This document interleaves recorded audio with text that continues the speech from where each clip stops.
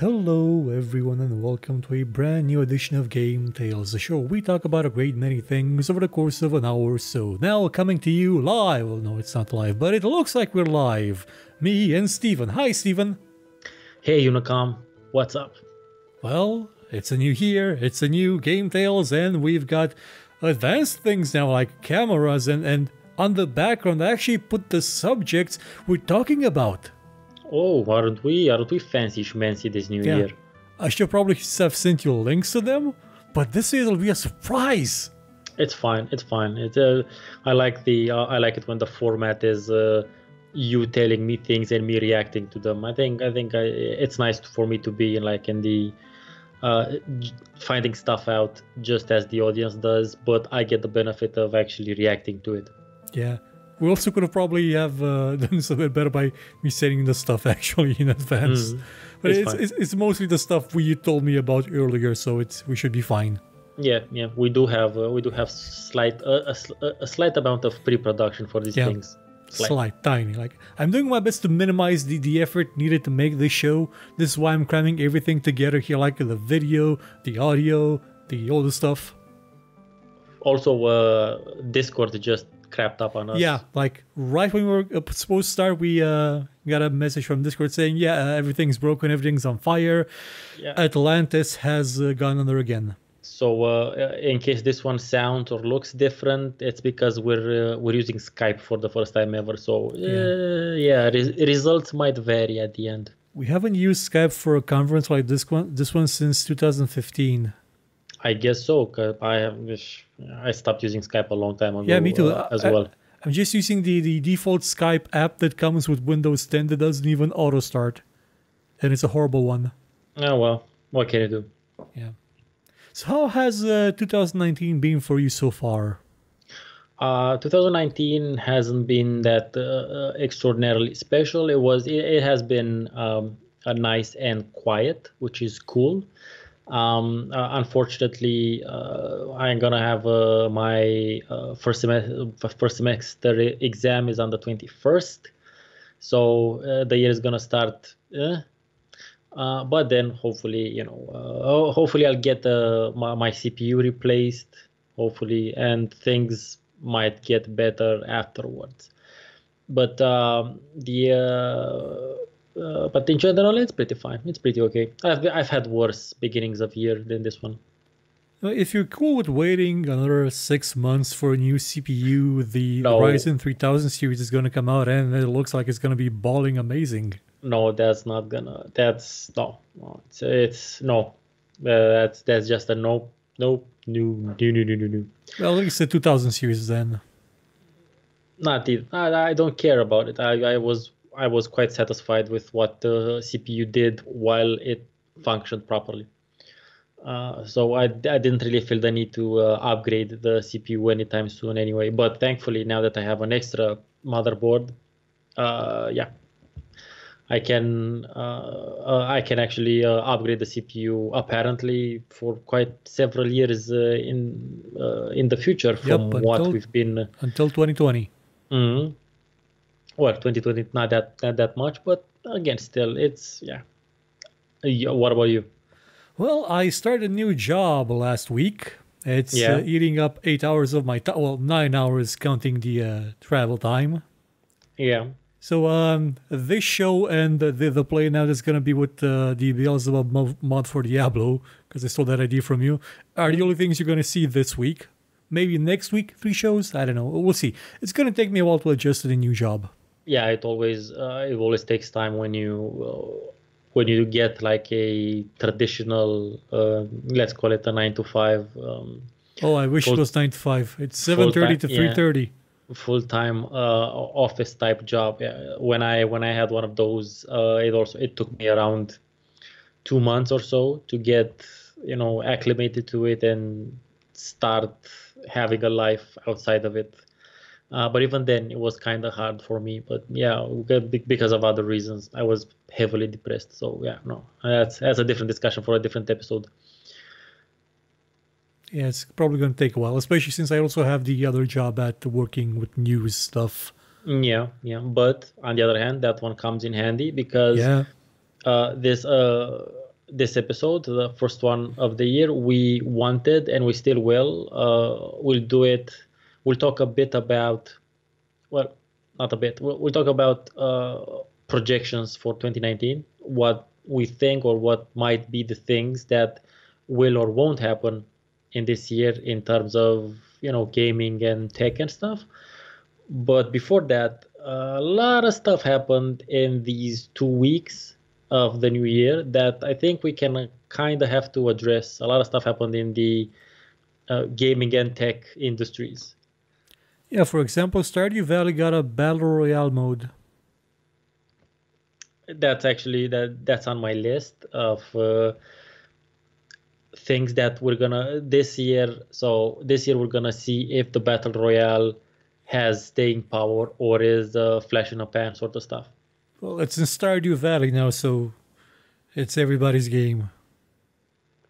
Yes, also there's gonna be several more titles that come out this year, and we're gonna have to see how the ecosystem changes, shifts, or doesn't because of them. It's gonna be the big question: is Fortnite gonna die? I don't think so, because it's free and whatnot. But the idea is whether or not different experiences will cater to different niches of players within the battle royale overall genre. Because, for instance, I generally like PUBG. I'm really not a big fan of Fortnite. I don't like really anything about it. But I much prefer the more realistic survival sort of approach to the battle royale that PUBG has, due to how the weapons work and sounds and stuff like that. Obviously, PUBG, maybe not the best example, but again, because it could be so much better. But yeah, whatever. Although from what I understand, well, actually, you haven't because you didn't have a PC. You should try Scum when you get your PC. No, I don't. I'm kind of aware of some of those other titles, but no, when I said survival, I don't necessarily mean like a very super huge open world sort of Rust or Scum or whatever the hell, that sort of stuff. Oh, Scum is like more like PUBG than it is Rust, but it is insane in the amount of simulation it does. Your character has body fat that you lose or gain depending on if you stand still or move a lot. And you also have food that you have to take care of. Yeah, well, this year my gaming schedule for this year isn't really my gaming and content producing schedule isn't really very isn't focused on spending time playing those kinds of games or getting that sort of experience. So probably not gonna happen this year. Even if I do fix my computer, I'm probably gonna play some PUBG, not necessarily anything else. Because from what I understand, that new snow map is cool, and they fixed a bit of the desync issues. I actually haven't got a chance to play it at all since they launched the new update. Well, probably when I get my PC fixed, I was thinking to actually celebrate it with a live stream. So we'll see if we can. Good. We'll see if we can do something together when I get the new PC and play some PUBG. But you know what I have had the chance to play during my winter vacation? Settlers 2? Yeah, that, and also EDF 4.1. The fuck is that? You don't know EDF? No. Well, to put it simply, the EDF series is a really stupid game. And it embraces that fully. Its basic idea is that giant insects, mostly ants and spiders, have invaded the planet. You're gonna kill them. It happens. Yeah, you're gonna blow them up with diverse characters and diverse weapons and, on occasion, giant robots. In the 4.1 version, they added all sorts of creatures. One of them is a not Godzilla. And you get to fight the not Godzilla in your own giant not Godzilla sized robot that has combo attacks like left, right, punch, uppercut stuff. Okay. You can uppercut Godzilla in the game. Godzilla does throughout its huge history. Godzilla did a lot of stuff. Yeah. Including a tale Yeah, slide. I've seen it. I remember it. Yeah, that's just the one example. So sounds kind of funny if you're into it. I'm not. Oh yeah, the game is insanely funny. It's specifically built for co-op, even local co-op and split screen. When you play alone, it's still fun because it's stupidly funny. Like you're playing as a member of the EDF, the Air Defense Force. They're basically morons, but really enthusiastic about saving the world. They even sing. You have the chat option to start singing, and the song is broken up into several verses. And if you sing the first verse, the AI will sing the rest. Sounds like one of those sort of classic anime clones of Voltron. Yeah, it is a Japanese game, so yeah, it does veer a lot into that direction. You can also summon rocket launchers, mobile fortresses, all sorts of stuff. You've got a ton of weapons to unlock. I think I unlocked like 2% of them in maybe 4 hours of gameplay. Now it makes sense since you said it's Japanese, because it was Japanesey in my head. Well, it's a good thing we had fun. I played. Yep. I basically played what I've been covering on the channel. So the Diablo 1 HD mod, which is extraordinarily cool. And coming up this week, actually not necessarily later this week, but probably the same, depends when this one goes out. Probably Monday. Yeah, played the Stronghold HD for a while. And yeah, it's been a very cool couple of weeks of playing various things and whatnot. But the news from CES was so the year started with CES. Oh, actually, we can go back a day before CES if we can. What was before CES? Actually, it was the day before the New Year, technically. On New Year's Eve in the US, a studio called Stardock woke up with the realization that their game got DMCA'd off Steam. Oh, that thing. Okay, yeah. So the issue was that it's a while ago, Stardock got into a bit of trouble with the original designers, creators of the Star Control series. I don't know exactly how its name is spelled. It's Paul Ritchie or Paul Reich and Fred Ford.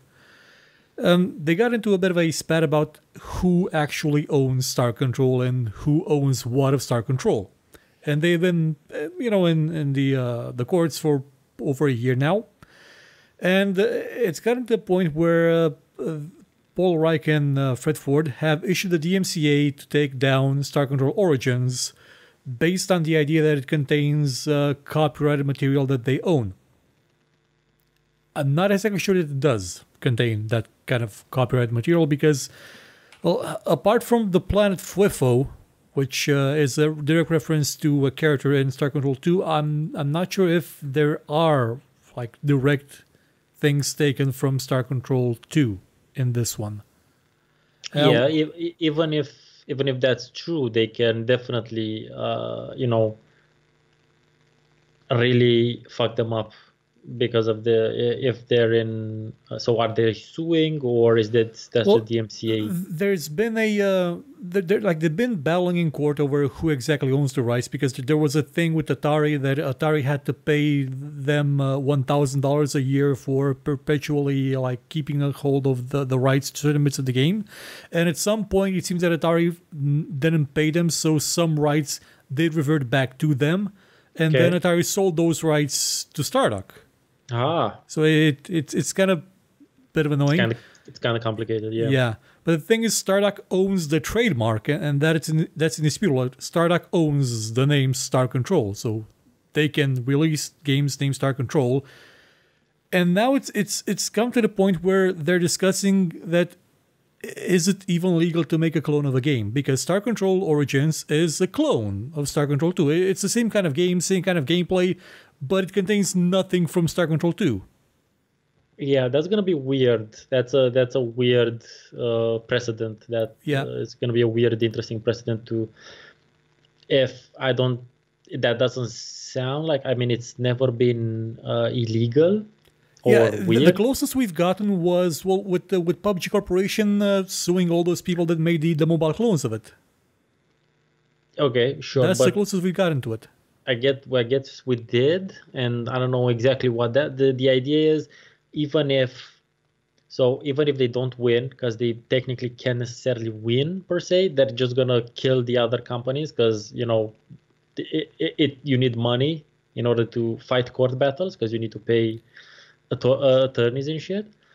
So on one hand, that's usually the tactic that's used by large corporations when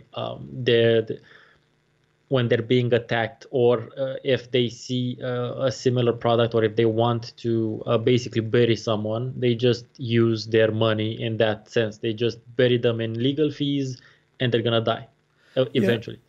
like the game is now off Steam and GOG, and it's not even a humble bundle. There was Stardock released a humble Stardock bundle at the beginning of the year, and the one of the bonuses was you could get 30% off or something from off Star Control Origins.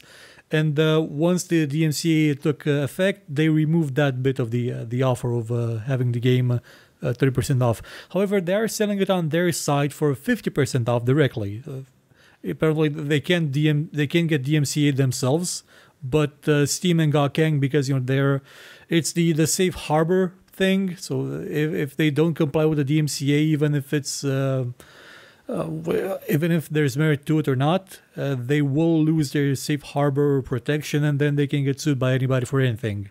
So it's Yeah, it's fucking copyright is horrible.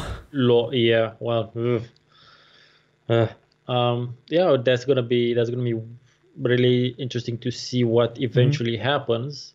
But again, at this point, it might just be what happens. The courts will decide, I guess. Yeah, I'm really hoping that it'll come to some sort of settlement, because Star Control Origins is, I wouldn't say it's as good as Star Control 2, but it's nice enough. I'm happy to have played it. But I also want to see what Paul and Ford, I forgot their names already. Paul Reich and Fred Ford will make with their own attempts to continue Star Control 2's story, because they still want to continue that story. And I kind of want the games to coexist somehow. I think that was one of the initial hopes that everybody had, and I don't know. I guess someone has to name their stuff differently. yeah, probably. That would be the easiest, quickest option to begin with. But yeah, I don't know. We'll see what happens on that one. That's that one get really buried with the new with the fresh news of this year. Yeah. The fallout from it, if they do manage to somehow declare a video game clone illegal in court, that's gonna be like gigantic. That's gonna be a nuclear weapon. I don't think that's gonna happen. I don't think they. Again, it's gonna depend on the court, but usually when these decisions are being made, the judges or whoever tends to have a bit. They tend to get a bit of information about what it is they're actually deciding upon. So for us, there's no real issue. I mean, it's like cloned games. Clones have been a thing in gaming since there's been gaming. Yep. And you can it's a bit of a different medium, but it's similar to taking inspiration from like books, authors taking inspiration from other authors and putting those things in their books. I mean, then technically speaking, all chosen one stories are clones of an original story somewhere. Yeah. Somewhere back in history. Granted, that one hopefully doesn't have copyright, because who knows how many millennia it was pawned. But just as an example, technically speaking, all of those are clones. Yeah, in one case it's Jedi and lightsabers, and in the other one it's wizards and wands, or replace find and replace with your stuff. But it's basically the same story. So the same thing is kind of with clones. Yeah, games can look alike, but they're not the same thing exactly. So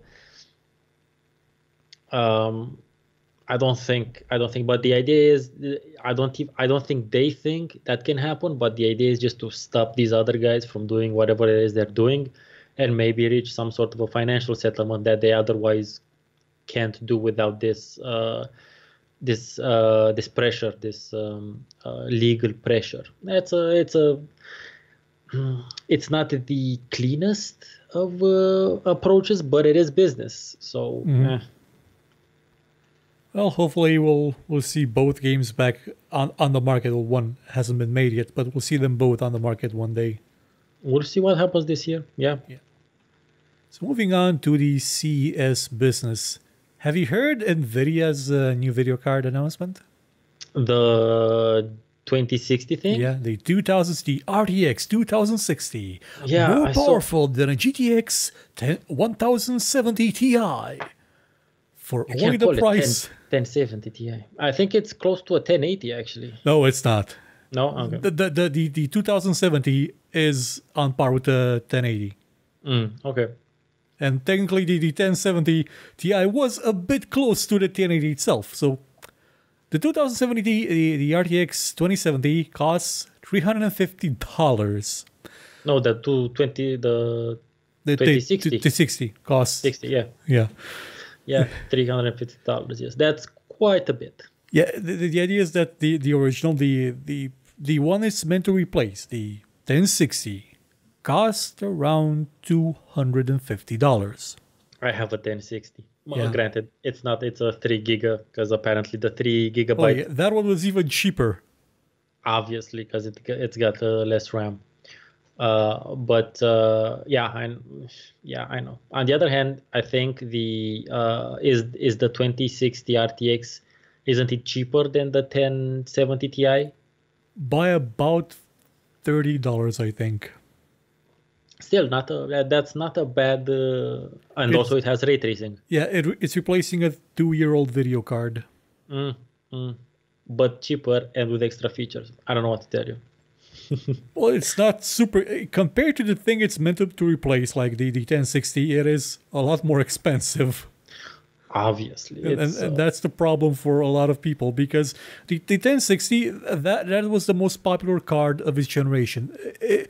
It's the most popular card on Steam, partially because it was bought by a lot of people, and partially because it's in every gaming system and every internet cafe in China. and it is also, I mean, when it comes to maximizing your budget. Yeah, it's fantastic. Yeah, it's really because initially I was looking towards a 1050 or a 1050 Ti or something like that. But then I saw the 1060 and I was like, oh, it has more CUDA cores, and I'm interested in that because of all the rendering I do.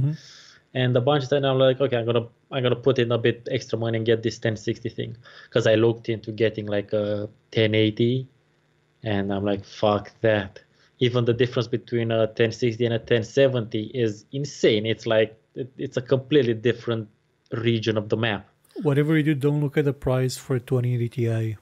No, those things don't. Because No, the people I work with at the news thing, they did a review of the 2060 recently, and they compared it to the 2080 Ti just for fun, and they kept saying, well, this what the price was online, saying, well, is this really worth the 8,000 delay price difference? And I kept saying, that can't be right. It can't be 8,000 delay price difference.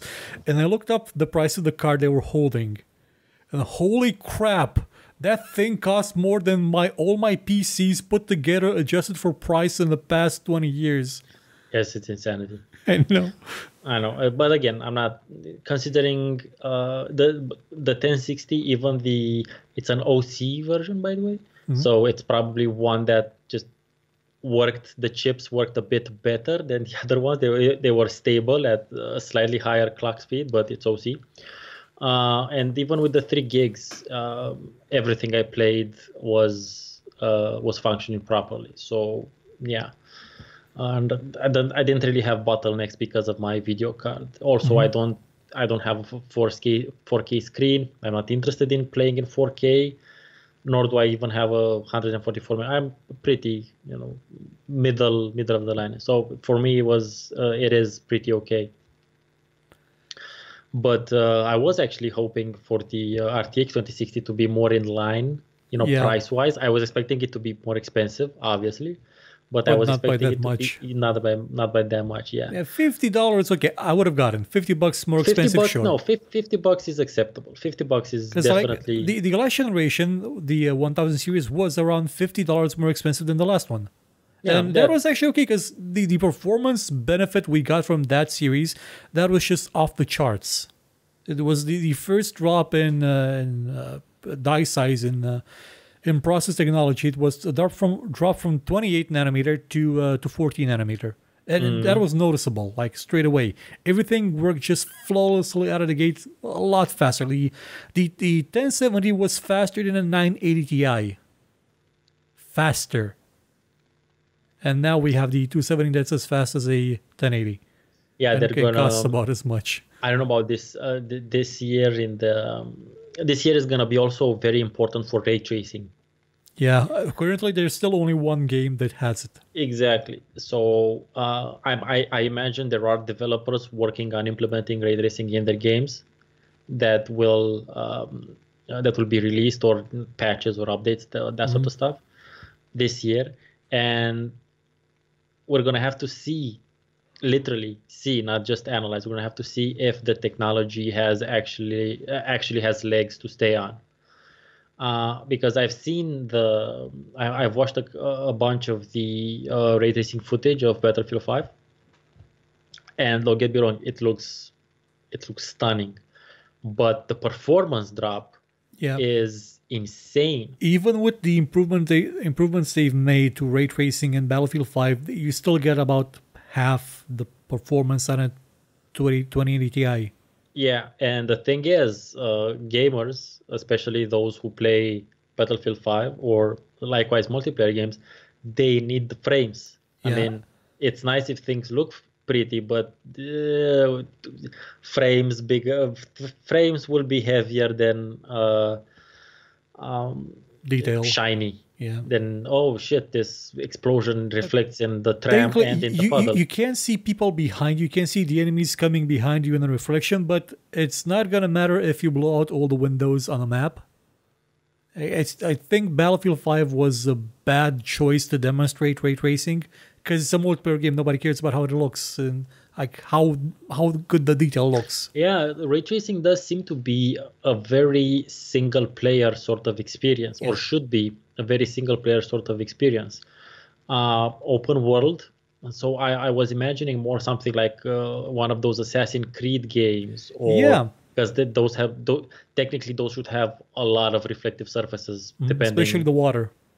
or Like the yeah, latest one is half ocean, so it's actually Mediterranean. So it would have been amazing for it. depending when and where it takes place. So I think, or the new is it no, ray tracing isn't in the Tomb Raider.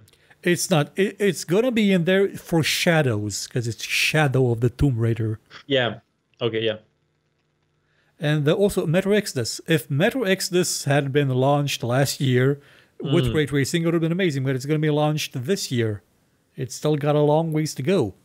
And with ray tracing, that thing looks superb because it uses ray tracing for lighting. So when there's a light shining into a dark room, like it's from a window that is the only source, it looks just stunning with the way that the light just bounces naturally off the walls, illuminating everything around it. It's superb.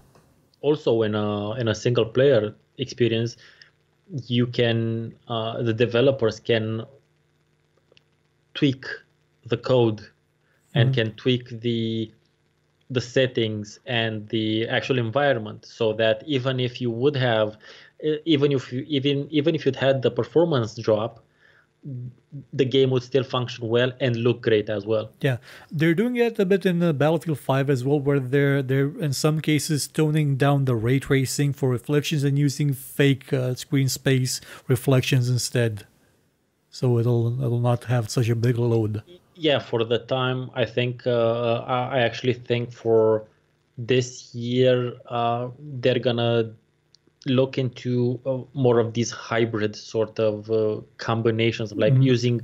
maybe use ray tracing just for a couple of the effects, Yeah, or in certain circumstances, and then rely on the UOLD methods mhm. just just till basically the technology gets there so Yeah, that you can have everything ray traced. especially because the RTX 2060 has, I think, what was the third of the ray tracing capability of the 2080 Ti. It has it's not as powerful. Like it has a less ability to properly handle ray tracing. I'm not sure if it can achieve like let's say competitively playable frame rate in Battlefield 5 with ray tracing set to the highest setting. Like it's made more geared more towards having a lower setting for ray tracing. So I think I think that's actually gonna be the more likely the way things go this year. But this will also so whether or not there's ray tracing in games will actually influence how many people buy the Yeah. RTXs, I guess. And those things are really expensive. Like even I mean, I don't think they're there for like the highest end of purchasers, of gamers especially. And I think they meant for the 2060 to be more of an affordable version, but at that price tag, It's still it's not still affordable yeah, to it still most. prices out the wide majority of people who would be interested in the technology. Yeah, Because and there's a bunch of casual players out there who don't just they don't care. That's not in their interest area. But for people like you and me, we like to experiment. We like to check out new technologies, yeah, especially when it comes to gaming. and the problem is this is the bottom for the RTX itself. If they go below this, they won't have enough performance in the ray tracing sector to actually have ray tracing like maybe at 30 frames a second in some games. So the if there is an RTX 2050, that's not gonna really be useful for ray tracing like at 1080p, maybe at 720p. Yeah, but apparently nowadays it's the standard. It's starting to the standard for like high end, super high end gaming is starting to be like 1440. Yeah, so it's 720p. That's that no. Yeah, 720p. No, it's no. Um, so it's gonna be an interesting year to see to see what happens in that line. Also because AMD said that they're working on ray Yeah, tracing as well for their Radeons. but a while ago they said they wouldn't actually put it in until they can support it like with every tier of video card from the lowest to the highest end. So it may And still that's take a while. yeah, I don't know. Obviously, that's going to take a while, but the idea is, I think on the one hand, I think it's a good move because so first of all, AMD is obliterating Intel this year. And we'll get There's that soon. there's no contest, there's no discussion in terms of CPUs. And they've also announced the Radeon 7, and there's going to be several other Radeon video cards announced or released this year later on. So on the CPU side of things, they're doing great, despite my issue with my Ryzen being shit, apparently. I still have no grudge because defects can happen. And I think they're looking at Nvidia at what Nvidia is doing with ray tracing very carefully, so that when they do come out on the market with their products, they learn from Nvidia's fuck ups. Hopefully they will. I don't know. I'm hoping that's why they're taking their time. Actually, You know who else is learning from past mistakes? Nvidia. You want to know why? tell me. You know that free sync thing that's in some monitors, like in mine? Yeah. Well, for the longest time, people kept wondering, "Hey, Nvidia, we know you have your G-Sync thing, which is $100 or something chip that you have to install in a monitor and have to calibrate it and build purposefully for that thing, which creates a really nice experience, but all the monitors cost so goddamn much and nobody's buying them, nobody can afford them. Why don't you just support FreeSync? That's kind of an implementation of adaptive sync, which is an open standard that's pretty much in every TV these days and every monitor. And for many years, NVIDIA said no. This year, NVIDIA said yes. NVIDIA has adopted FreeSync, and so has Intel.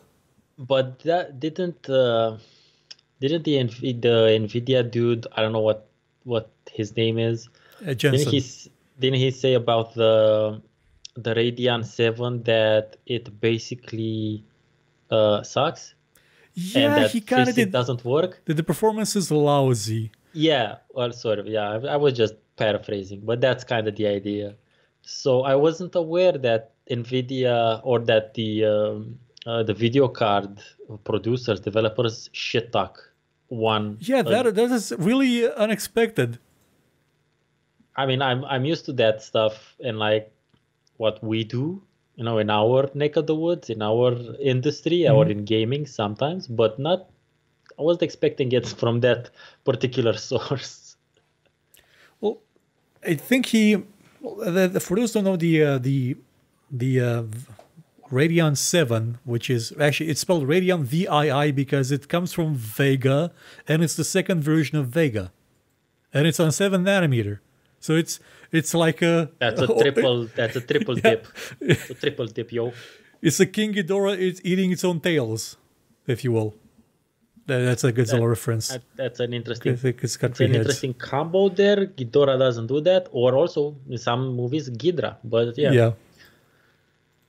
So the Radeon 7 is the first 7 nanometer commercial video card made for games. There's been the Instinct series previously, and this thing is basically just a die shrink of the Vega we have. And the Vega we have, let's say, would have been better. It could have been better. It could have been a lot better. And one of the reasons, the supposed reason why it wasn't better is that AMD, instead of devoting more time and resources to developing Vega, spent most of that on building a GPU for Sony's PlayStation 5, which will turn into the Navi for the PC. And this supposedly is the reason why Raja Koduri left for Intel. He got pissed and just backed up. I don't know, man. The console market is big, so... Oh, yeah. That is important. I would understand if they did that. Yeah. But even so, the Vega, when shrunk to 7 nanometer, received like a noticeable performance, which I'm just going to see where I actually put that thing. I had the actual chart here, yeah. So compared to the RX Vega 64, which has more cores than the Vega 7, the 64 has like 4,000 something cores, and the 7 has like 3,800. You've got, I think these benchmarks are in 4K probably. You've got a bump up from 28 frames a second in Assassin's Creed Odyssey to 36. Holy shit! Yeah. That's. In Battlefield 1 and DirectX 12 jumped from almost 60 to over 80. Battlefield 1? Yeah, Battlefield 1. For those who don't know, Battlefield 1 was released 2 years ago. It's the Battlefield before 5. It's technically Battlefield 9 or something. Oh, and Battlefield 5 what? is Battlefield 11 or something. Battlefield 1 is about this is World kind of War like I. that Final Fantasy bullshit. Yes, it's total bullshit. The first Battlefield was called Battlefield 1942 because it was about that year. Battlefield 1 is about World War I and was released in 2016 or 17. I think 2017. Anyway. Man, time has passed. I mean, as far as I'm concerned, I think for me, Battlefield 1, in my head, it's been like 5 years ago. Anyway, no, sorry, I'm just thinking about getting old and stuff. Anyway, continue. Sorry. So Battlefield 5, which just came out, 46 frames a second on the RX Vega, 62 on the Radeon 7. So it's a noticeable jump in pretty much across the board, like in everything. And across the board? Yeah. Because it's tinier? Okay, sorry about that. Go. And it's noticeable everywhere, and it's just from a die shrink. I don't think there's new logic in the architecture. I don't think they've improved much. Well, maybe they've fixed some of the problems that Vega had with packaging. For example, the Vega video cards were assembled by different companies, and some of them didn't really have standards. So that's never that's never good. Yeah, AMD doesn't have its own plants anymore, so it relies on everybody else to do the work for them because they don't have. They sold their headquarters a while ago as well. They didn't have money. Yeah, but again, that's different places will have different. There's no consistency. Yeah, some of them had the memory and the GPU die itself like at the same level. So when you place the heat spreader on top of them, it would equally distribute the heat and would work well. Some of them would have the memory lower or the GPU lower, so they didn't have proper cooling on one or the other. So it did have even more issues. But with this thing, well, it runs great, but there is one thing that I'm frightened of. The default design for it has 3 coolers, like 3 vents, 3 fans on it, okay. and it has 2 8-pin inputs, which means it's probably going to consume about as much power as a 2080 Ti. Yeah, that's a lot of cooling it requires. Yeah. Thankfully, it is priced at only $700, which is still the most expensive Radeon card on the market now. It's more expensive than the Vega 64, but it is cheaper than a lot of the other NVIDIA cards. Yeah, I think we're gonna have to wait for like at least 2 more years of this, so that we need to let this ray tracing thing settle down. Yeah, it get better, and for them to switch over to the smaller nanometer technologies, and then I think maybe we can buy new video cards. I think we're fine for the time being. NVIDIA is going to be out with their 7-nanometer thing in 2020, so we still have some time to wait. Yeah. But coming back to what I was saying about FreeSync, NVIDIA has now adopted it, but it's doing it so selectively. It started with, they said that they're manually testing over 500 monitors to verify that it works, that their implementation of FreeSync works. Okay. So far, they found only 12 monitors that do the job properly. They all suck. They're TN panels, meaning they have colors that look like crap. And, well, they're not expensive, which is the good thing, but some of them are first-generation FreeSync ones, like really old monitors that somehow work well, but they're all TN, which is sad. However, once the driver is enabled, once you can download it, you will be able to activate the FreeSync/G-Sync without the module option through the NVIDIA control panel on your own monitor and see what the results are. At CES, NVIDIA showed some examples of how FreeSync/G-Sync without the module looks on a monitor that doesn't properly support it, and they covered up the names of the monitors that were not supported properly. But you can totally tell that one of them was an LG, because LG has like a really distinctive stand for their monitors, and show the monitor like blinking in and out constantly, having a permanent flicker, which is weird because everybody in the comments of the video where that was shown said, I have this monitor. It doesn't do that on my Radeon card. And the official word from NVIDIA was, well, this monitor does this not just on our card, but on GeForce cards as well. So people are thinking that maybe they're trying to throw shade a bit at FreeSync, saying, well, look at how good G-Sync works compared to FreeSync, but we're gonna support FreeSync as well, even though it's not as good as this thing that works perfectly. There's a bit of an assumption that NVIDIA is trying to do something shady, but still, supporting FreeSync, like in any way, is an important move, because nobody's buying G-Sync monitors. Like every monitor now on the market is kind of FreeSync compliant. It's adaptive sync. It's the default standard that everybody uses, and NVIDIA has no choice at this point. Hey man, they tried something a while back. They tried to get their own sort of extra foothold in the in a different type of industry, but Yep. it didn't work, and that sometimes that shit happens. Sometimes you take a chance, gambity. Yeah, they were hoping to lock in people in their own ecosystem by providing a monitor that actually, well, the GC monitors, they're good. Like, they have really good image quality, unless they're TN, but they move really, really fluidly. However, what happened was that people were avoiding their video cards because they didn't want to be locked into buying a really expensive monitor. Sounds about right. Thankfully, that is fixed now with the support for G-Sync. Sadly, it's not coming to the series before the 900 series.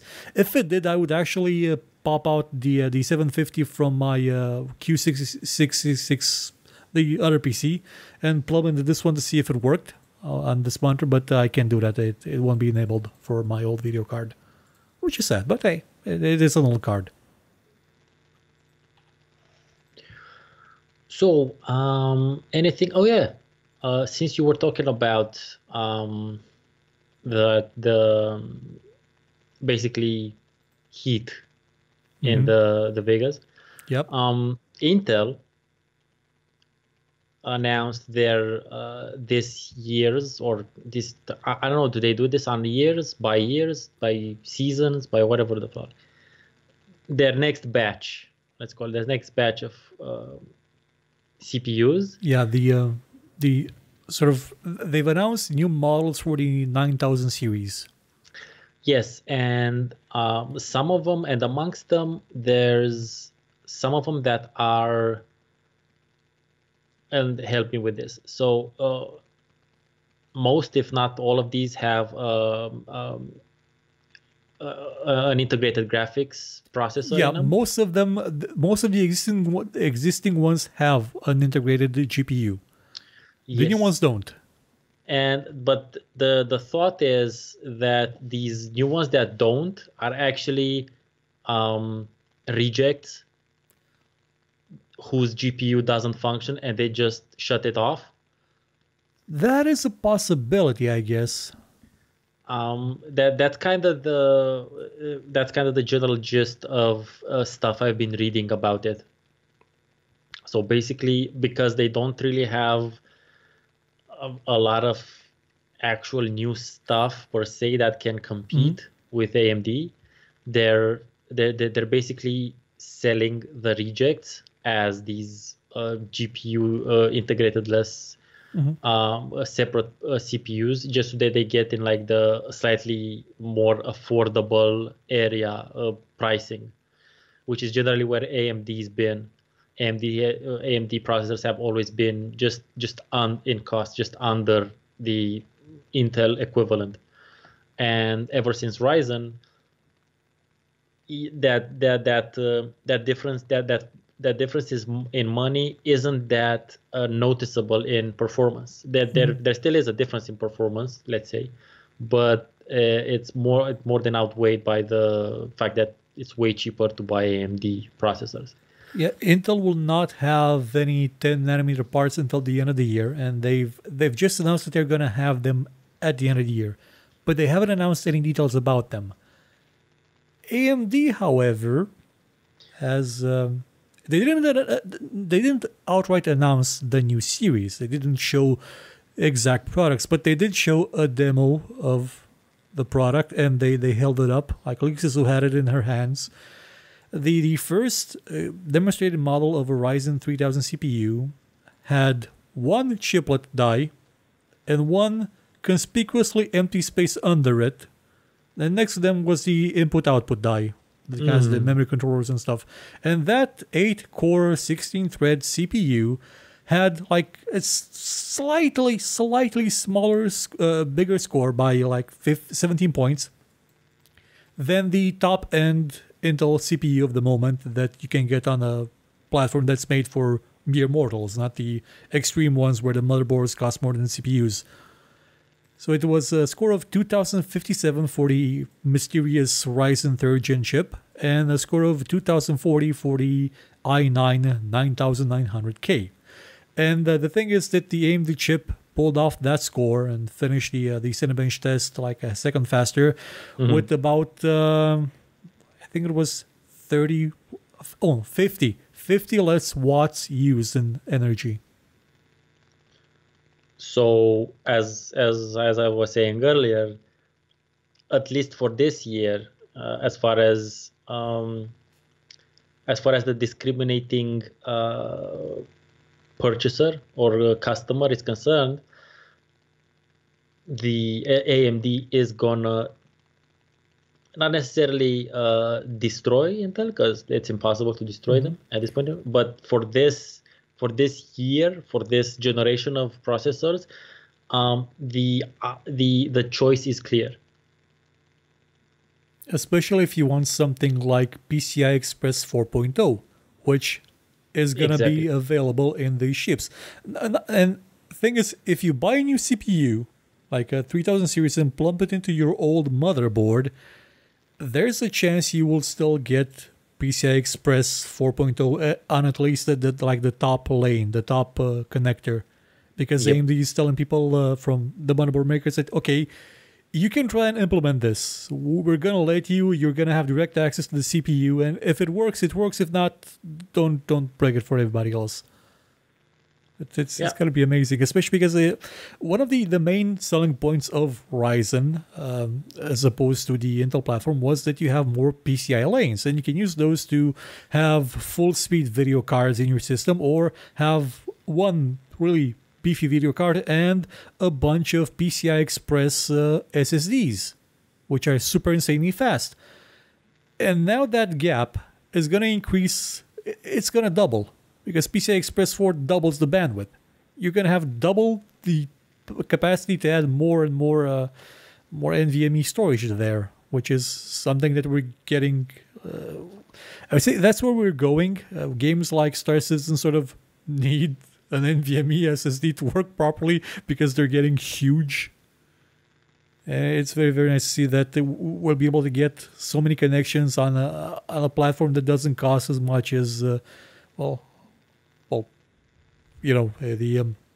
think the cheapest, the motherboard that you can find for the Extreme platform on Intel costs about as much as your CPU, the cheapest motherboard.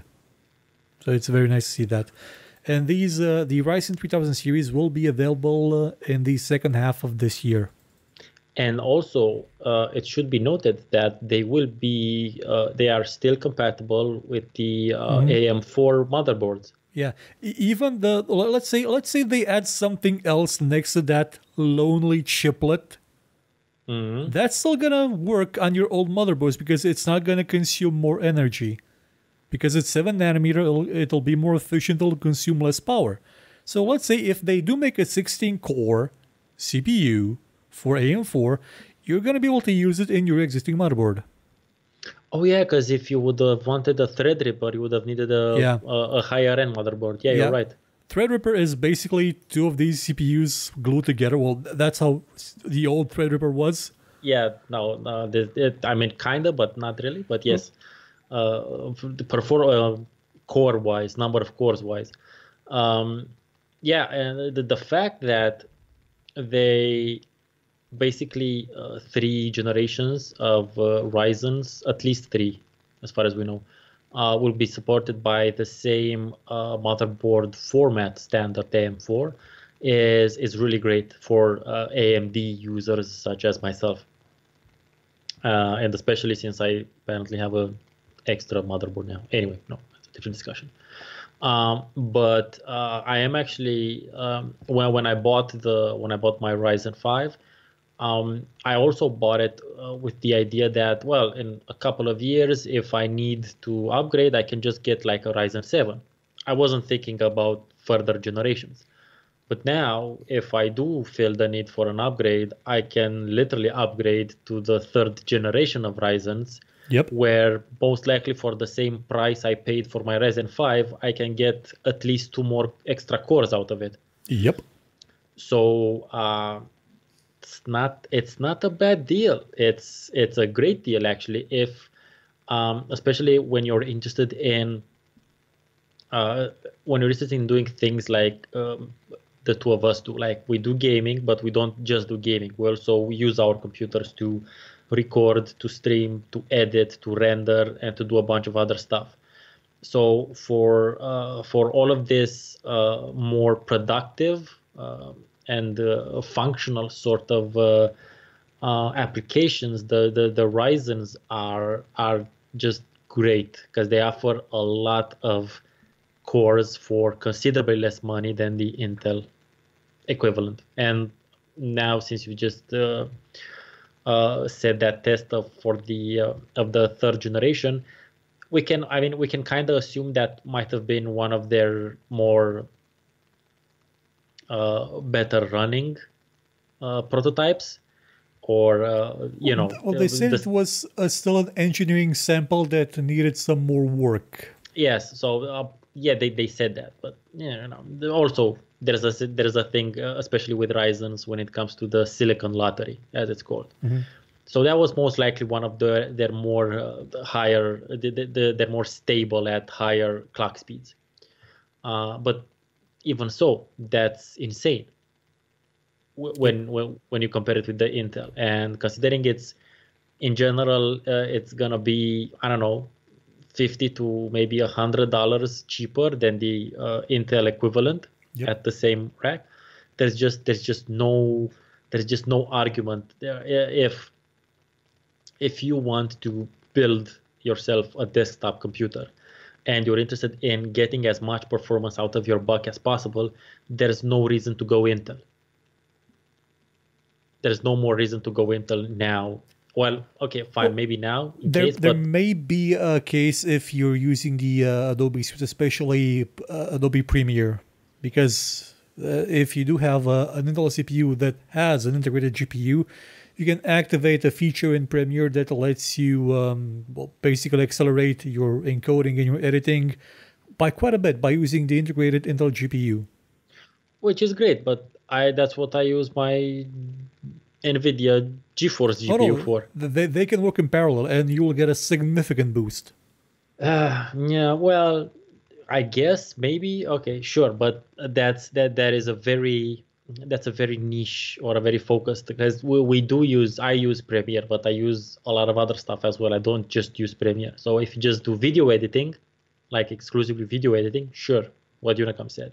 Also, there's the issue of Microsoft Excel having some issues with Ryzen. It was valid for the first generation. I'm not sure if it's been fixed, but using some commands with really complicated tables would make things 2 or 3 times slower on Ryzen than on Intel. So there's that issue as well. Well, yeah, but that's more of a software issue than the actual. The software relies on instructions said that may not be as well supported on AMD, or maybe it's purposely built for Intel and it's being implemented by emulation in AMD. Yeah. So again, those are kind of when I was talking about a general sort of multi-application user sort of stuff. Ryzen is the way to go. At least maybe you can wait for the third generation to come out and just get yourself one of those. That's totally fine. I am absolutely planning on getting a third generation Ryzen at the middle of this year, hopefully. Mm-hmm. I mean, I've got 3 jobs now, so I'm probably going to be able to afford it if I'm not dead. Yeah, it depends. It depends. Just do you have a name for motherboard? Nope. So do you need one? No, I'm going to get one with all PCI Express 4. So I can plump in all the NVMe I want. So many SSDs. Yeah. That's gonna be it's gonna be interesting. It's gonna be interesting just when we get to see the actual product line, and we start seeing tests from the whatever channel you follow or channels you follow, or websites like PC Perspective that got mostly bought up by Intel. Half of the people there have left because they're now working for Intel. Well, no, I just follow a bunch of YouTube channels that do a bunch of tests and stuff like that. So Yeah, that's gonna be cool. Well, that would be the highlights of CES, I guess. There was a lot of Sharp had announced an 8K camera, which is just $5,000. Oh, Yeah, but it's a really small portable camera, a bit bigger than mine, but it's 8K, so it's something. can't even display that footage. No, I would need I would need three more TVs to display it. Like my TV and my monitors combined are 5K, in the sense that it's 5K by 5K. It's yeah, it's quite expensive. So let's move on to more gaming focused stuff. Have you heard what Ubisoft is planning to do with the Division 2? No, I'm not. I'm not Ubisoft Division. I was never. That game never interested me. The Division, for those who don't know, was sort of an attempt to create a Destiny-like experience on Ubisoft's platform of games of I Ubisoft Game the know. Game. I know it was kind of buggy Yeah, and it just was very popular like in the first couple of months and then nothing. yeah. And they announced a sequel, and it's not coming to Steam. So Ah. so the place that Oh. people go to buy games, it's not gonna go there. Instead, it'll be on the Epic Store and Uplay, of course, because it's tied to it. Okay, that's an interesting power move. Do you think it'll pay off? I mean, the Division sort of needs a high player base to, have engagement with other people. Otherwise, it'll learn to the crew where nobody's playing it. Do you think that moving to the Epic Store is a smart move for an MMO? I don't know. I think, at least as far as Ubisoft thing is concerned, I think they think they have a wide enough player base so that they will come wherever the game is offered. Um, we don't exactly know what type of backdoor sort of contracts or agreements have been made. They might, on the other hand, just be interested in getting the higher percentage of revenue that Epic gives to developers. Because I don't know if the sales of the first division would have been over the 10 million mark or Oh, something. So that they were like they the were initial hype well. was amazing. Yes, the initial hype, but after that. Um, so I don't know. I don't know. We're gonna have to wait and see. It might just be that the Epic Store will need a couple of like a bunch of really High profile high games. profile titles to get more awareness out there, and we're gonna have to wait and see if they actually if it turns out to be a good move. What I've been seeing is that some users, some customers are kind of not necessarily complaining, but they're lamenting the lack of forums being on the Epic Store. Yeah, the Epic Store was really just a launcher to which they added the ability to buy things. Yeah. So it wasn't set up to like really support a community with forums or feedback. They've just now introduced a refund option that will let you refund anything, just like Steam does, so no questions asked. They just added it like this week. Yeah, but it took Steam how many years to do that? A lot. Yeah, exactly. So at least they're moving way faster through those motions. I don't know. Maybe they'll decide to actually never really implement forums exactly, because at the end of the day, they're just a store. And not implementing forums might actually help them actually do the thing they said initially that they're gonna do, like a very careful, curated sort of Mhm. experience. And let the And developer decide how their pages look and stuff. yeah, so by doing that thing, they might mitigate the actual need for forums and whatnot. Also, it might actually spur on developers to be more active on their own private forums, or actually create their own message boards and forums, not rely on Steam, for instance. Because as we've seen, you Steam for a while now has been steadily not galloping, but going towards a very money first sort of approach. They're interested in making money, a lot of money, apparently. So I wouldn't trust my as a large developer, publisher. I wouldn't necessarily trust my community to be built around a third party's. Yeah, that's never a good idea. Yes.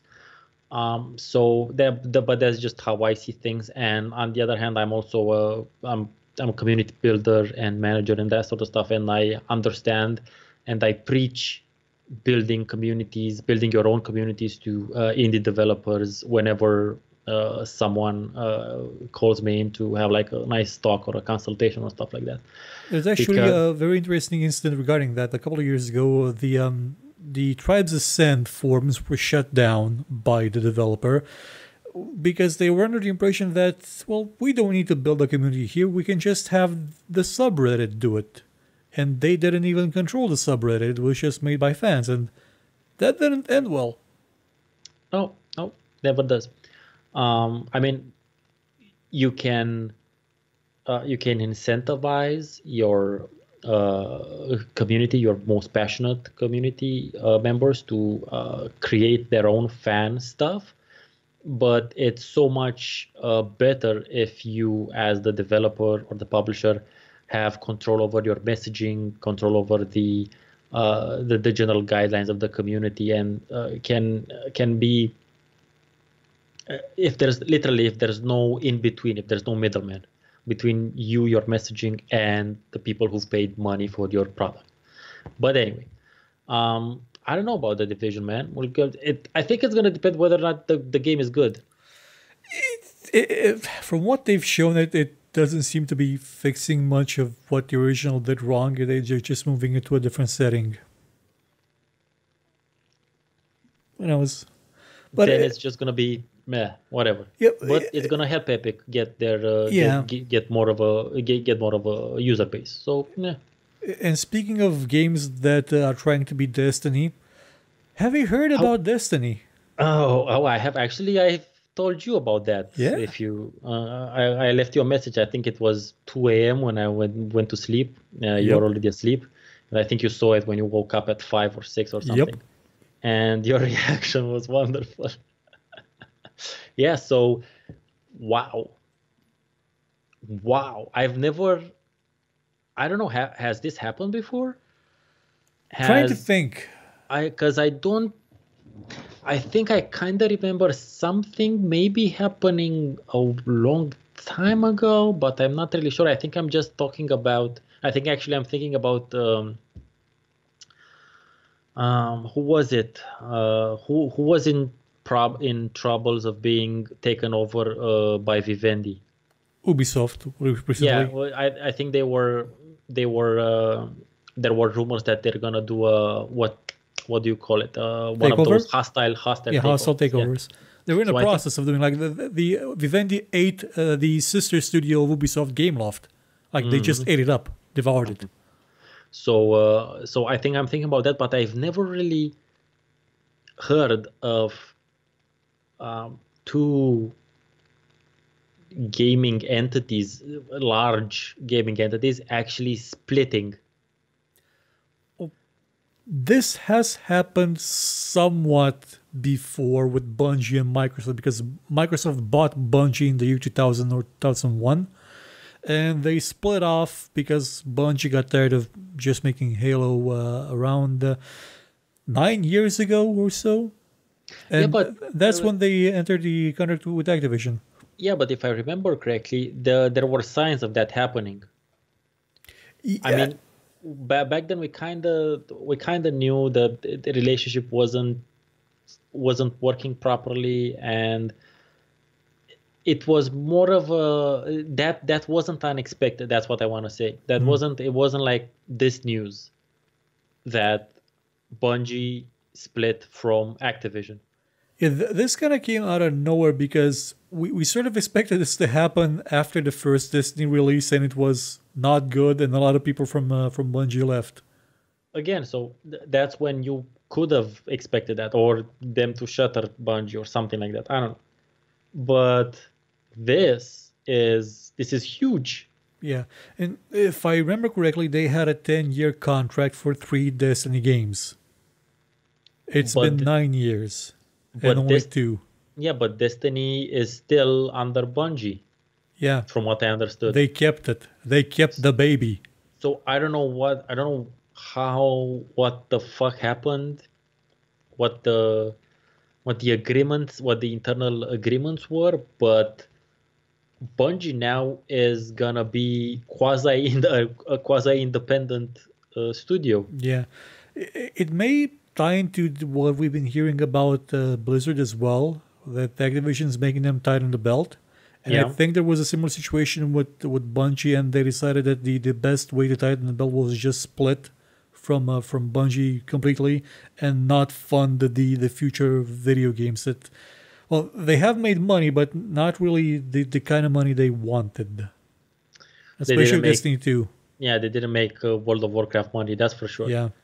Um, that's a valid possibility, but that still doesn't overshadow the fact that what happened is crazy huge and also rare in the industry. And maybe it's a sign of things to come, because we've seen a lot of the last year ended with Microsoft Yeah, a lot of acquisitions. Yeah. gobbling up a bunch of studios. Now this year starts with one studio splintering off. And also, are you familiar with the game Prison Architect? Yeah, it was just bought by Paradox. Yeah, No? Paradox just bought it. And the old game, we talked about it briefly a week or so ago, Outcast, that was bought out by THQ Nordic. Yeah. I remember reading something about that. So it's a strange. The industry is in motion. It is changing. It's transforming. We don't know into what yet. Yeah, we don't know into what it's gonna be curious to see what Destiny 3 will be like. Hopefully, maybe it'll be more what they wanted it to make it. They'll obviously have a bit more freedom now. Maybe not as much money, but they'll have more freedom and less shitty corporate oversight. So I don't know. I wouldn't expect something. I would expect something of a smaller scope than the previous ones. Maybe more refined, better made. Yes, but with much more detail, most likely, because those initial Halo games, they really weren't that bad. Yeah, Halo 1. I liked half of Halo 1 a lot. The first half. Oh, and then when the Zerg came out, yeah, when the Zerg started, it was just the Zerg, and then every level started to look the exact same. Yeah, I feel you. But yeah, no, I played that one actually as well, and kind of enjoyed it. I enjoyed the limitation to 2 weapons a lot.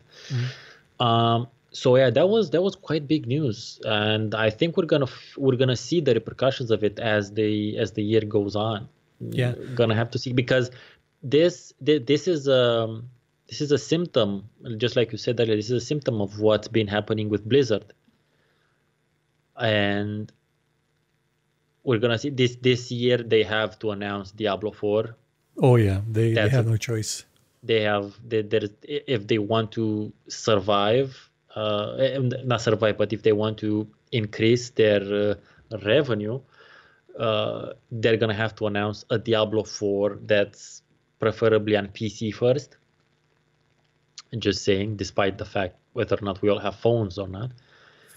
And we're just gonna have to see, because granted, Activision and Blizzard, from my understanding, they are much more they're more they used to be separate, but They bought right each now, other basically. yeah, it was it's a different type of relationship than it was with Bungie. Mm-hmm. So I don't really think Blizzard could do the same thing without the Activision Blizzard actually dissolving, Mm-hmm. which would be catastrophic for the Because shareholders. there was a lot Um, more than just Blizzard in the bio. There was Sierra. Also, everything from Sierra was bundled into Blizzard. Basically, it was a so full yeah, thing. so I don't think the same thing could happen with Blizzard. I'm not even sure there's the, when we talk about politics and why things are getting done or aren't getting done in any country, you have to sometimes you say, well, there has to be a political will to do something. Mm-hmm. So there would have to be the political will within Blizzard to do that sort of a separation. I don't think it's there because they're more of like a really disjointed sort of camel by council sort of thing, sort of mix. I'm thinking about the weird human xenomorph alien from Alien Resurrection right now. Ostrich camel. Yeah, that's what we call it, but in English it's what's a horse? It's a camel by committee. Yeah. That's the saying. So or what's a camel? It's a horse by committee. I'm not exactly sure, but it's one of the two. So I don't know if that could happen, but keep an eye. We're gonna keep an eye on Blizzard very carefully this year because they're on the thinnest of gaming community ice. Mm-hmm. I just wonder one thing: how long will it take for Tencent to buy 20% of Bungie? Because Tencent basically owns the video games industry right now. Didn't Tencent also buy something else big? Yeah, Recently? Vermintide, the developer of Vermintide, Fat Shark, they bought a big chunk of it, like $30 million worth or something. Okay, so And keep in mind, Vermintide 2, the budget for Vermintide games is a lot less than 30 million. So they just bought a big chunk of the studio and its next games. They funded them. So yeah, very recently. I think we're going a bit long, and we should go a bit quicker because then we have to get into some of our predictions. Yep. Unity, what the fuck?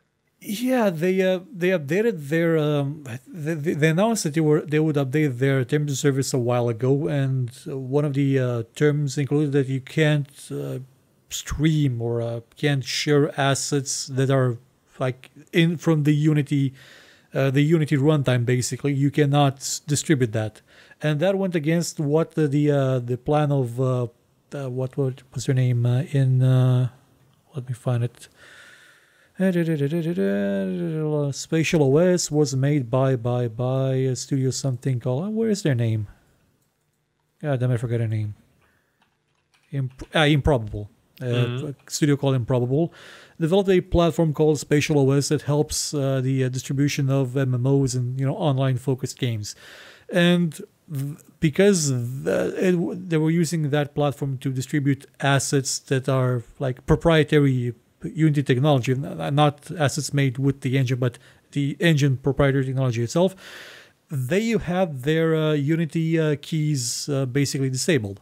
Now, according to the people at Unity, this does not mean that the games using Spatial OS are in danger, which is something that the owners of the Spatial OS Improbable disagreed with and said that the games are kind of in danger. And as a reaction to that, Tim Sweeney from Epic Games announced, we're making a $20 million transition fund to help people move from Unity to Epic Games if they want to move to the Unreal Engine.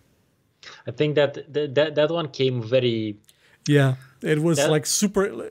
Tim Sweeney has money now and he wants to flex it. And he just, bam, I'm in. Yeah, but I just think, I think he knew something was going on because that was way too fast. That smelled like a bit too fast. But anyway, it happened. and it's just weird, man. It's just like really dubious decisions being made. That's what we Yeah. were saying at the beginning of the show.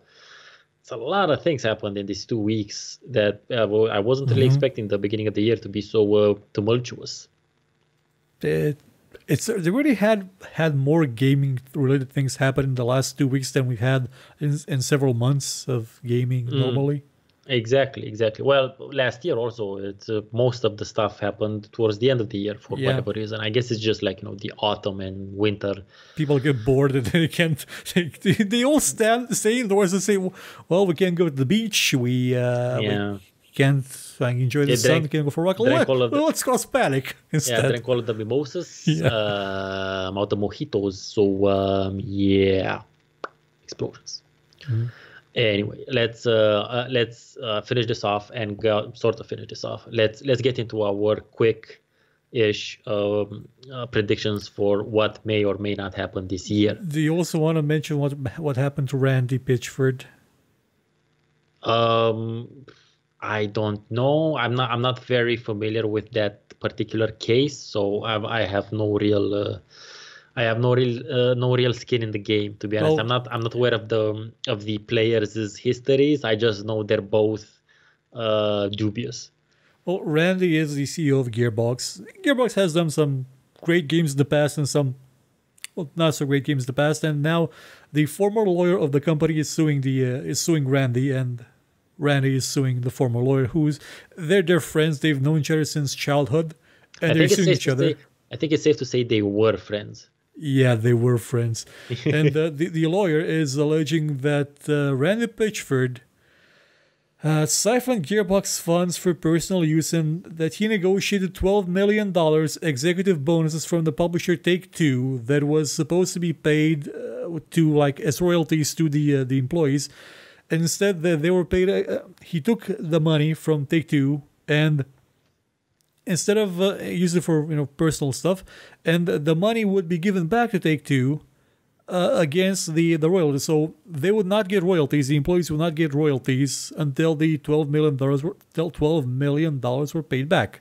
Sort of. So Well, that's what that's what the accusation is. alleges. Yeah. Yeah, and there's also a bunch of other stuff, a bunch of very dodgy. Yeah, it's the thing with the USB drive is it's So that's why I don't want to get into it because I don't know. I the details may get us banned off YouTube. So let's. Yeah, so I don't. That's why I didn't want to deal because I'm not aware. I don't know what these people's histories is. Obviously that guy's a lawyer, so yeah, we know they're all great. But I don't know. I just don't know. So I'm just not gonna say shit. Yeah, we thought we'd mention it because it's. Randy hasn't had a good year. I mean, last year it was revealed that he got robbed for like $3 million by his former assistant. So there's that. Anyway, Predictions. I'm gonna predict right now that this year VR will also be shit. Well, This isn't gonna be the year for VR, at least not in gaming. it depends because CS has come and gone sadly, and there's been a little movement on the VR front. Well, actually, no, there was a thing with VR, but I forgot exactly what. It was that impacting. Yeah, it was a VR Pro thing for the Vive Pro thing. It was I forgot what it was. I'm gonna look it up and see. I know I gave somebody the task of actually making an article about that, so I'm gonna look it up on the site. Look that up. Yeah, no, I don't think this is gonna be the year of VR. One thing to highlight: the new Nvidia cards have a VR connector, like a dedicated one. Ooh. That's important. The thing is, the same limitations still apply. The technology is still I consider it to be unwieldy. It's expensive. Yeah, it's absolutely slick. Well, no, actually, the Vive is now as cheap as a 2060 Ti. Is heavy. Yeah, game video card. That the headgear is still really heavy. The cables are still incredibly annoying. The desktop, you need to run it. You need to run the games so that they don't induce motion sickness, which is, because they can run them, but if the frame rate is fucked, you Yeah, the might frame rate start. is not going to be a problem with the video cards we have coming up in the next couple of months. Or Yes, the but video Tales how series. much do those video cards cost, man? Because the idea is $350 a minimum. that's the idea. There's the cost of the desktop, there's the cost of the actual VR stuff, and then something that most people don't take into consideration, it's also the cost of living. You actually need a lot of space in order Yeah, to. for room scale things you do. But since it's presumed you have the money to buy all that stuff, it's presumed you have a nice house. I don't know, man. I do not do that. I do not. I have a saying which isn't mine. It's just that the assumption is the mother of all fuck ups. Yeah. So I Well, don't assume that. I know. Steve Ballmer assumed nobody would buy a $500 phone, and Steve Ballmer was wrong. So, we'll see. Yeah, I'm not saying. I'm just. That's a different. That's a different kettle of fish. Okay, so I'm just saying. looking at Yeah. thing, and the thing they announced is Vive Pro Eye, which is an improvement of the Vive Pro that actually tracks your eyesight, so you can look around in like the VR space, and it will track your eyes, so you won't have necessarily the need to flail your head around to get tracking to work, and like you can just move your eyes, and the image will move with you. Stuff. Sure, fun. It's still not gonna be a thing this year. At least not in gaming. I just don't think it's been kind of sort of shown like that most people don't want to wear stuff or hold stuff in their hands and have shit on their face when they're playing. Yeah, sure, Beat Saber is nice. I played Beat Saber. It's fun, but for how long? It's good cardio, sort of, but again, for how long? The thing is heavy. It's annoying. The cables are extremely annoying, Yeah, the cables are being simplified into just one. and Also, it's still. there's the wireless connector, but it sets your head on fire. Yeah, sure, that's fucking It's just a great. small thing. I mean, That's what great. is- And then there's also the thing that, as opposed to other sort of gimmicky things or trendy things that we talked about on the show previously, like the rhythm games, it's not a good party game. It's not a good party gadget, because if someone wears those fucking glasses that sweats a lot, dude, trust me, you do not want to wear those things until they dry off, Mhm. because the buffer, not rubber, the buffer spongy thing just gets damp, dude. Yeah. It gets damp with someone else's sweat, and I'm like, I am not putting that anywhere near my face or my glasses for that matter, because I have to wear glasses in the fucking thing. So yeah, I'm pretty sure that VR isn't gonna be a thing, at least in gaming. I definitely see it as being wonderful in professional type applications. Training people, training doctors, that sort of stuff. That Unless Valve announces its own VR thing this year, they're working on one. Even so, it's no, I'm no, unless it's like one or two generations, generation technology leap type sort of stuff. Like if it's like maybe super slim and super not inconvenient and not sweaty and also cheap, dudes. And no, there's a lot of financial barriers that VR has to surmount in order for it to actually be a mainstream thing. The most important thing it has to surmount is that you can't really make a commercial for VR. VR is something that you have to experience in order to get it. It's like HDR. You can't tell people how great HDR is without having an HDR display in front of them. It's kind of like that joke in Futurama where one of the characters says she has a tattoo on her arm, but since the screens aren't HD, you can't see the tattoo. but it's actually the tattoo is pixelated. That was a nice meta joke, which is kind of funny because now we do have HD screens. Anyway, smell-o-vision. It's that kind of idea. But yeah, no, I'm just I'm pretty sure I'm putting it out there. VR isn't gonna be a thing this year. I still hope it will be. What? I still hope it will be. No, I don't. I still think it's gimmicky in games. I like screens and keyboards and mouses and mices and stuff. And I would love to be able to play Elite Dangerous, just put down that goggles on my eyes and lean back on my chair and be in my Anaconda flying around space, being terrified whenever I jump into a solar system and realize, oh my god, that sun is coming at me really fast. Where are the goddamn brakes on this space train? Your Anaconda don't. It does. Yes, but again, that's gonna be in those sort of applications, but not mainstream ones, man. Not it has a lot of potential. I don't see it happening this year, at the very least. What I do see happening this year is we might be getting another augmented reality gaming blip. The AR, I'm not sure if AR really is gonna pick up that much, especially since we had some Cast AR, for example, was a really good up and coming idea and it sort of failed to get in the market traction.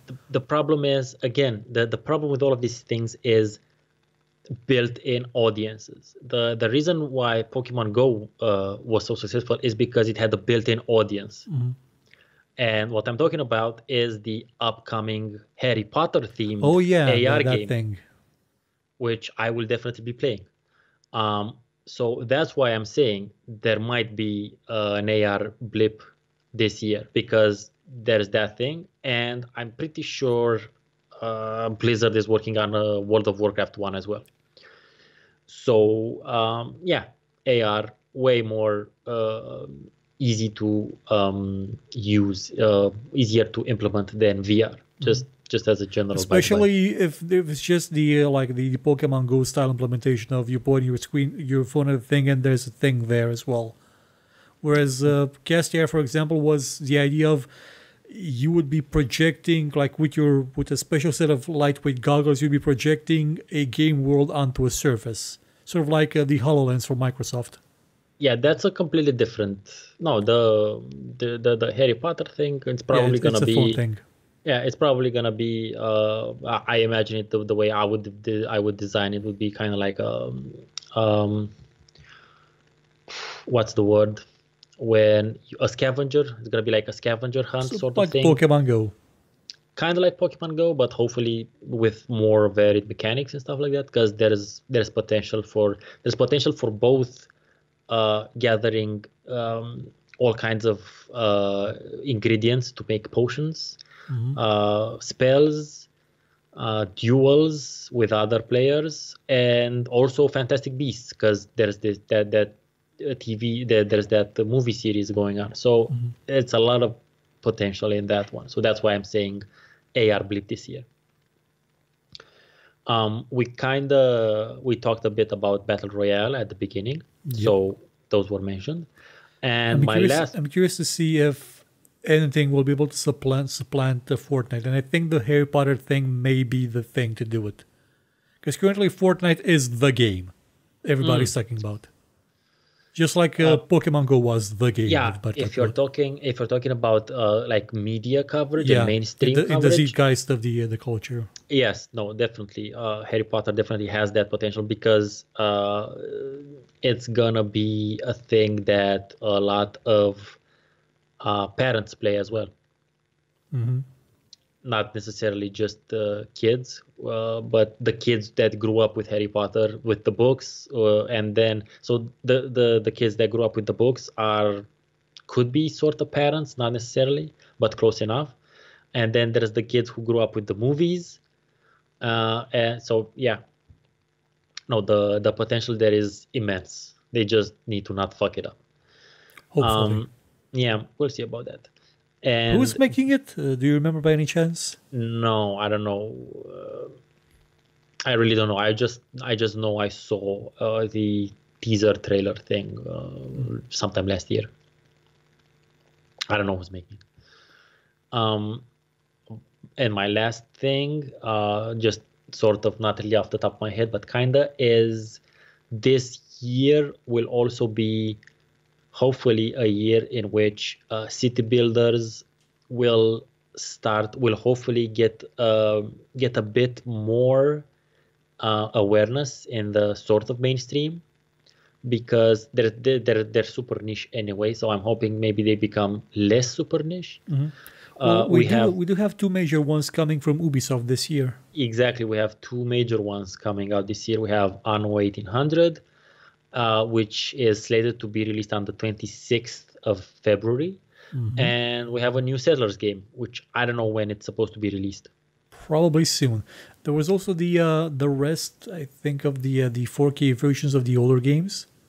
They're probably going to be released soon as well. The second one is right now up on Uplay. I'm not going to buy it from Uplay. I'm waiting for it to go to GOG. Or at least to the Epic Store.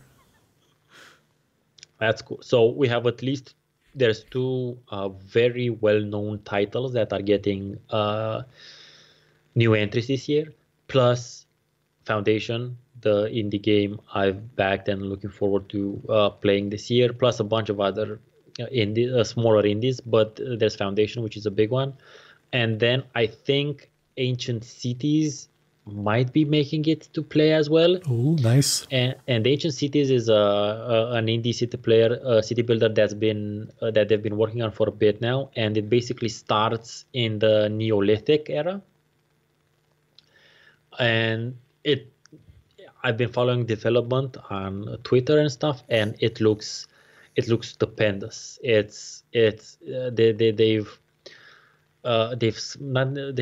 put in growth cycles for plants and day and night and rain and movement of herds and animal birth and death and all of that sort of stuff. So I don't know if that's coming out this year. Hopefully it is, or at least an early access. But I'm hoping this year is going to be like is going to see a bit of a resurgence of city builders in the mainstream, sort of in the mainstream. Yeah, we're also going to have Tropico 6 and... Oh yeah, that's shit. Yes, you're right. I read about that as well. Yes. And I think there may be a chance that Paradox may come out with another one, because it's been a while since Cities in Motion came out, and yeah, they've had expansions for it constantly, but maybe it's time for a new one. I don't know, but this year is very exciting on the city building in the mainstream region. So yeah, that's why I'm really interested in it anyway. I play the indies anyway, as you know, on my channel. Do you have any other gaming-ish related projections? Well, since the writer of Half-Life is back at Valve, I'm thinking maybe this year Half-Life 3 for the win. It's probably not, but I say this every year. I know you do, but I'm just like going like, no. I'm still gonna. I still think they're never gonna release it, but sure. Who knows? Maybe one day I'll be right. It's like a thing when you look at the street stop sign and just point it and say now. It changed. See, I predicted exactly when it would happen. That's what the situation will be. I think. Well, as you said yourself, this year we will get the announcement of Diablo 4, and I have some hopes for it. I'm hoping it will be more in line with what we expected to be as a sequel to Diablo 2 than what we got with the auction house late in Diablo 3. I don't know, because I sent you that article, and what they were working on was completely different. Yeah. So I don't know. I really do not know. I'm pretty sure, considering the drop in market share they saw after BlizzCon, I'm pretty sure they looked back. They looked again on whatever it is they've been working on with Diablo 4, and hopefully made some wise decisions. Yeah, but at the same time, they were told by Activision to make more money and tighten the belt, so they may be going with a DLC laden microtransaction filled approach that will be It's gonna be sad. sucky Yeah. as long as the microtransactions are you know cosmetic stuff. It's fine. If they cut content just so that they have DLC and shit, yeah, then that's gonna be shitty. But beyond that, the core game experience is what is actually gonna actually matter. Yeah, and in Diablo 3 they were using the auction house to directly sell power, Yeah, basically. They already had that plan, so I think they may actually bring it back in Diablo 4. I don't know. We'll Yeah. have to we'll have to wait and see. Although it is interesting. So if you find yeah, our listeners who are still with us, there's an article out there that just goes through a bit of what's been happening in Blizzard behind the scenes before all of this, and apparently one of the initial idea that they were working on developing for what would be Diablo 4 was actually a third person over the shoulder Demon Souls sort of approach to the game, which I have to say sounds kind of interesting. It would depend a lot on how they do it, because don't really need just another I don't know, there's a Darksiders or something like that, because that's what it would have become sort of.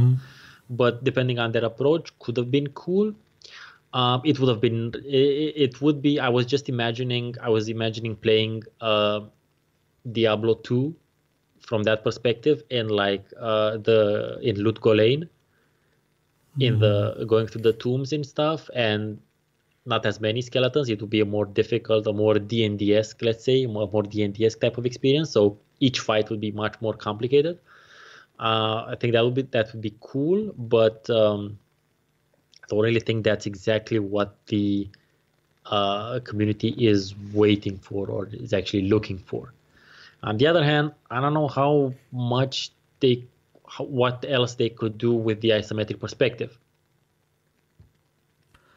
Well, they've already gone into different directions with the basic gameplay of Diablo by moving into consoles and having your character having character movement be directed, like with the thumbsticks instead of the mouse, it being a direct thing, like with increments, with running and moving slowly, and also adding a dodge button. Like I think in the PlayStation or version, you do have the ability to actually move out of the way of attacks, like with a dodge button. If I'm mistaken, please correct me in the comments if you're still with us. I don't know, maybe something like that, but I don't know if that would be enough. Also, just games where you have a button to dodge stuff, they kind of get repetitive. Yeah, like it's dodge roll the game again. like more so than just mindlessly clicking on mounds and zounds of skeletons. I don't know. I do not know what Diablo 4 is. I do know that they're working on it. So just to be clear, they scrapped this idea that they were working on. So as far as I read, there were kind of sort of prototypes of this. They scrapped it because the lead developer left Blizzard. So that's not what's going on right now. I don't know what's going on right now, but we'll definitely get a better idea this year, because they need to announce a proper follow-up to Diablo 4, because the natives are very restless. Yep, yes we are. Other predictions, let me think. Well, I kind of think that Cyberpunk will not be released this year. Oh no. That's no. I have more hopes of Half-Life 3 being released this year than Cyberpunk. Well, but yeah, we do know that Cyberpunk will be released eventually. Yeah, probably next year. Yeah. But I don't think, I don't see it as this year. Like you said, 2020 sounds, it has a nice ring, and I think there's a relation to the source. Yeah, I made that up, but I think it works well in my head, so hopefully it works well in their heads as well. I don't know about that. Maybe it is. I don't know. But it's not. No, that's from what we've been getting from them and what we saw. It's not ready this year. I don't think it's definitely not CD Projekt Red ready level. Yeah. And they said that with this game, they want to teach the gaming industry a lesson about how to make a game. Yes, so I think they're gonna just take their time. They don't need to rush it or anything. Um, I don't think we're gonna see Outer Worlds either. Yeah, probably not. I see some people saying that it might be this year, maybe in the autumn or something, but I don't think so. I mean, it would be interesting to, it would make sense to announce it now and release it a year later, but I don't know. If they've been working on it for 3 years, then I think so. I think they can release it this autumn, 2019. I think it depends on when the next Xbox is coming out. That's also It's probably going to be a release title for the next Xbox, which will probably be announced at this year's E3. I think we'll see the new hardware there. So it's a possibility, but I haven't scheduled a spot in my content producing for it this year. So yeah, not about that. Anything else? Yeah, I think we're gonna get a lot more Linux compatible games this year. The advances that Valve has made with Proton, with its Windows emulation thing through Wine, that's now called Proton. That has actually, let me check what the exact number of games that are playable on Linux. Valve Proton playable games, misspelled, proton.db. Currently there are 3,500 games that are working on Linux out of 27,000. What do you have any numbers on what the Linux user base actually is? Still quite small. It's just a couple of. I'm gonna check out the. Okay. I don't even think it's. I don't think it's up to 3%. I think it's less than 3%. Let's see, hardware percentage. Oh my! I can't hear you. Are you still there? Hello? Okay. Internet problems. Okay, yeah, I just dropped for a bit. Yeah, let's see Linux. Where's Linux? Windows, Linux, operating system. This is hardware. Operating system. Okay, Linux is at less than 1%. Less than 1? But to be fair, there are a lot of internet cafes from China on Steam, and none of them use Linux. So take that into account. The hardware survey covers, I'm not exactly sure how many people, but it still have a lot, maybe, actually can't find the exact number, but there's still a lot of people in that 1%, less than 1%. Definitely, but and it's definitely a niche that someone like our acquaintance from Bearded Giant Games is going to target, which is a solid idea. But I don't know. It's a chicken and egg kind of scenario, because you won't have people installing Linux to play games if there are no games for it, and there are not going to be any games for it unless people install Linux to play games. Also, there's the fact that whenever people vocally ask for a Linux version of a game on forums, on Kickstarter stuff, the amount of people that actually play it on Linux, that get the Linux version, is a lot smaller. Yeah, that's just weird. I don't know. This is something that John Tamblo from he made the Witness and Braid, he was talking about at length a couple of days ago on Twitter. Also, he mentioned that there are still problems with the software stack on Linux in regards to driver support for video cards. They're still a problem. So Proton can actually help with that because you don't have to make the game for Linux at all. You make it for Windows and then not put proprietary DRM in it, and bam, it works on Linux. Mm-hmm. Well, that's interesting. I'm actually curious if anyone of our listeners is actually a Linux user for by choice, because like I had to use Ubuntu when I was working for someone in Romania. Mm. Well, that would be sort of my predictions for now. I still think that there may be a triple event like in the summer where society is going to be destroyed by some stupid cultural thing. Because it sort of started with the Bird Box challenge where people were blindfolding themselves and then running into traffic. So something like that will happen, like a greater magnitude as the year goes on, as it does every year. And who knows, maybe this one will end humanity. No, maybe it's probably just Harry Potter. Yeah. So they're running into traffic looking for unicorns or unicorns. I think that was what the Noseless Face 8. Yeah, in the first one, Unicorn Blood. That was a long first episode though. Oh yeah, almost 2 hours. Yeah. Thank you for listening. If someone is still out there, we heavily appreciate it. We're gonna skip we're gonna skip about talking about our channels for now. Yeah, basically, I have this show and the Diablo play now on the channel. Yeah, that's it. This is gonna get it's gotten long, and I'm gonna have Stronghold HD, and I can actually show the people the schedule for the shows that are gonna be on the Gaming HD right now on the page.